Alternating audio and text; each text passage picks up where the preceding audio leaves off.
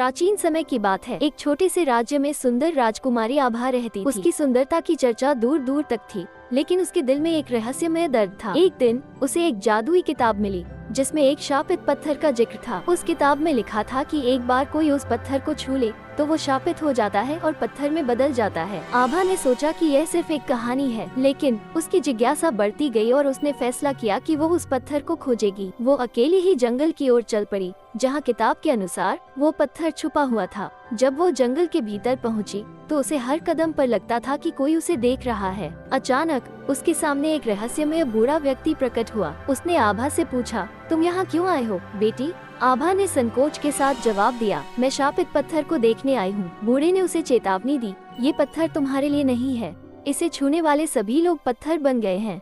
आभा ने उसकी बातों को नजरअंदाज करते हुए कहा, मुझे कोई डर नहीं है, और उसने आगे बढ़ने का फैसला किया। बूढ़ा व्यक्ति गायब हो गया और आभा ने पत्थर को ढूंढ निकाला।